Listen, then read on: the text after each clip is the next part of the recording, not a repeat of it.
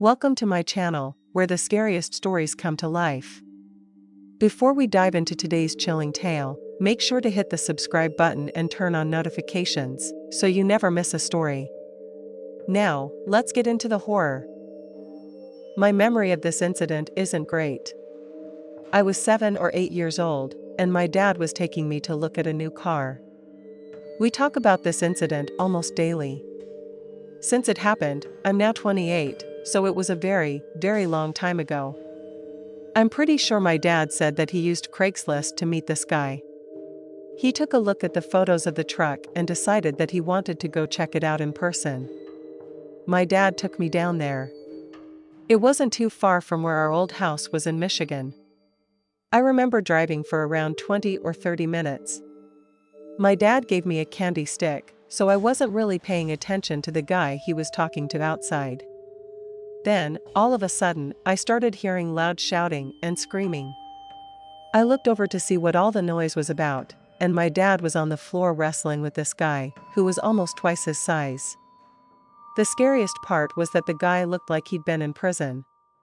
His arms and face were covered in black tattoos, and he was now on top of my dad, hitting him in the face. I remember feeling so scared in those moments. I dropped my candy stick, which didn't mean anything anymore. My dad was being attacked, and I had to figure out a way to try and save him. That's what my little mind was actually thinking. I couldn't believe it. The guy finally got off my dad. I couldn't tell if my dad was dead. He looked like he was unresponsive. He was moving his head around, but in a really weird, dazed way. I was screaming and crying the whole time as if that was going to help. The guy walked off. He went back inside his house, and after a few minutes, my dad finally came and unlocked the van we were in. I couldn't even get to him because he had locked me inside the van. But eventually, he came and sat inside. I remember seeing the blood pouring from his nose. He looked devastated. He looked humiliated. He didn't talk to me. He just kept saying, "I'm okay, Katie, I'm okay." I didn't believe that for a second. I knew that we needed to get Mom to help him. She would help with his wounds. She would bandage him up and plaster his cuts and scars. We made the drive back home as blood continued to stream from my dad's face. There's nothing more terrifying than seeing that when you're so young. I felt like I was going to pass out or be sick. Every time I'd look over at my dad and glance at his face, I'd start to feel dizzy, like I couldn't even sit upright without my head tilting. I decided to try and turn the music up on the radio. This was my coping mechanism, and it was the only way I could keep myself from passing out in fear. To this day, I've never been so scared that I felt lightheaded to the point of losing consciousness. That was genuine fear. Even after getting pickpocketed by a guy when I visited London, I never experienced anything like it. It doesn't come close. Once we made it home, my mom broke down into tears. She immediately yelled at me and told me to go to my room, to which Dad replied something like, "It's no point." She saw it all. My mom looked devastated about the fact that I'd seen everything, but also about the fact that my dad's face was now almost unrecognizable. My mom ran outside to our neighbor, Ellen. She got him, and he came around to take care of me while Mom drove Dad to the A&E, accident and emergency room. I didn't exactly know what to do, because I didn't talk to Ellen. He was a weird guy, old, kind of like a grandpa, except he had no grandkids. For an hour or two, I just stayed in my room while Ellen was in the kitchen or somewhere like that. I didn't pay much attention to him, but although he was kind of weird, I trusted him. I had known him since I was really young, and I have to say that he was just like an NPC in my life. He didn't really do anything. He was always extremely quiet and would barely ever talk or say anything. Mom and Dad got back a couple of hours later.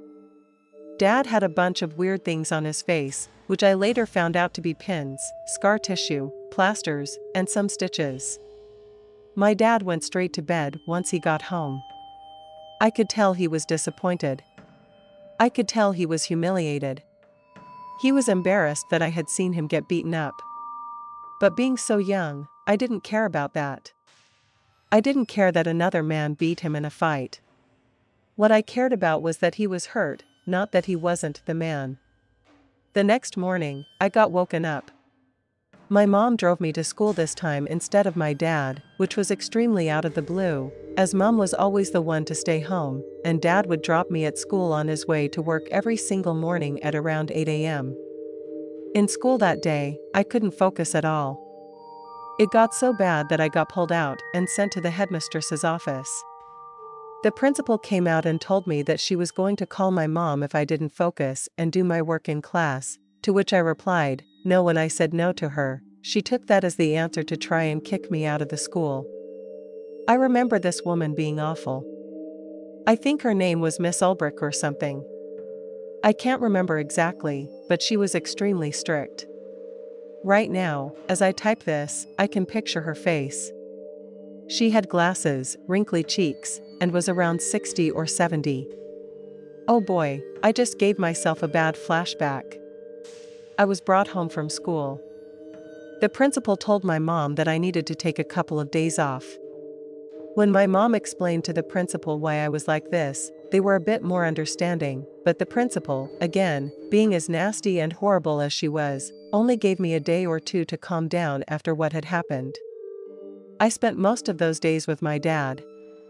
After 3 days, he was told he had to go back to work because they were short-staffed.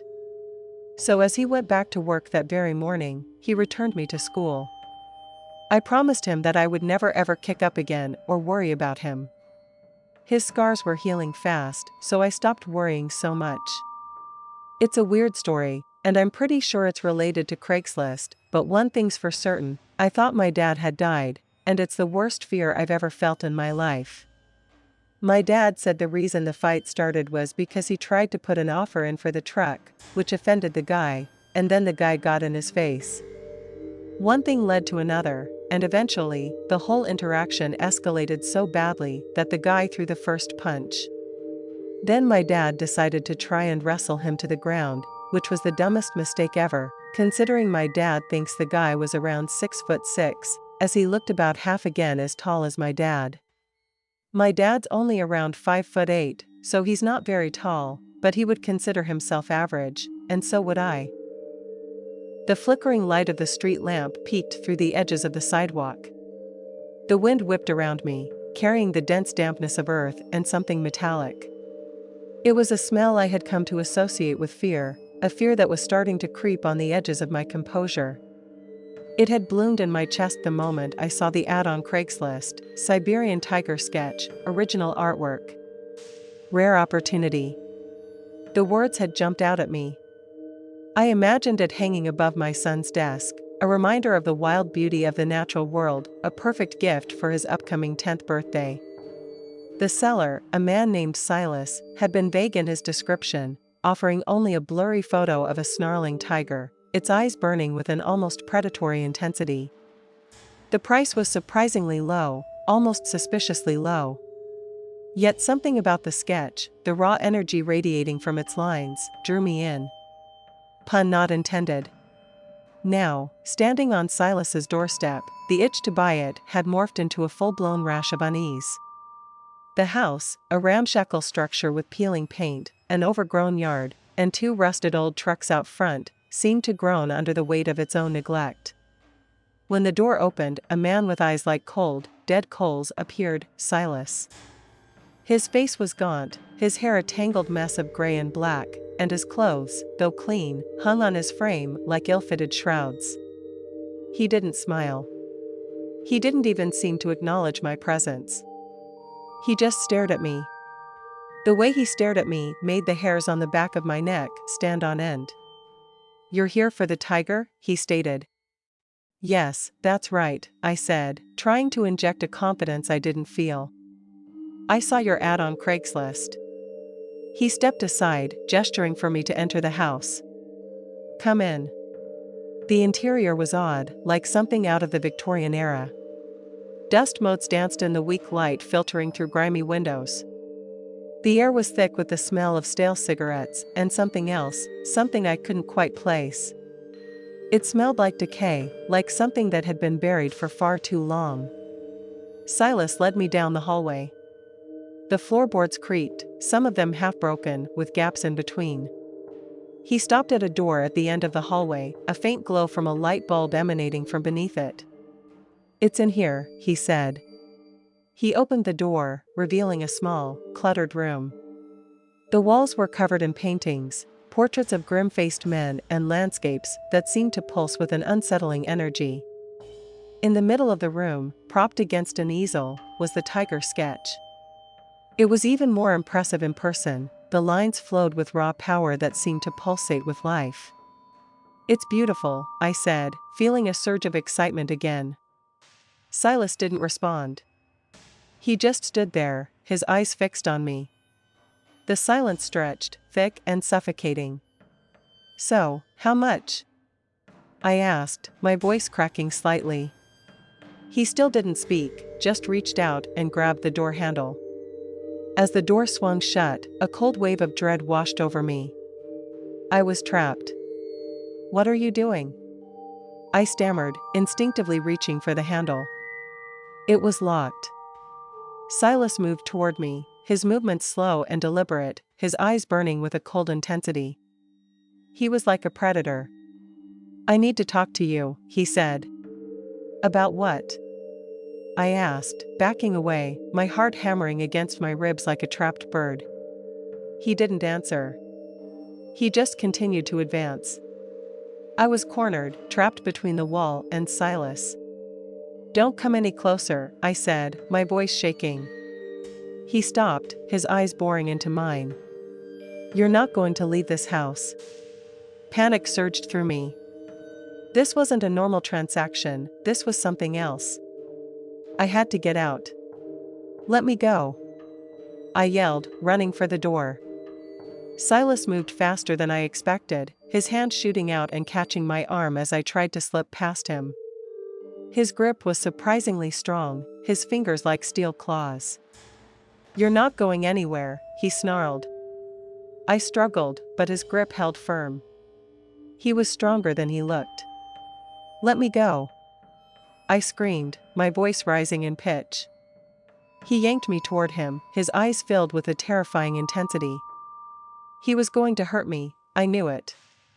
I fought back, kicking and scratching, but it was no use. He slammed me against the wall, the impact knocking the wind out of me. I crumpled to the floor, gasping for air. Silas stood over me. "You should have stayed in your car," he said. A surge of adrenaline shot through me. I knew I had to get out of there, now. I scrambled to my feet, my mind racing. I needed to figure out how to escape. The door was out of the question, my only option was the window. I stumbled toward it, grabbing the nearest object I could find, a kettle filled with cold water. I threw it at the window, the glass shattering with a loud crack. The sound echoed through the house, breaking the tense silence. Silas started toward me, but I was already scrambling through the broken window, ignoring the sharp shards of glass slicing into my skin. I landed with a thud on the soft earth outside, my body screaming in protest. I scrambled to my feet, my lungs burning, my head spinning. I had to get away.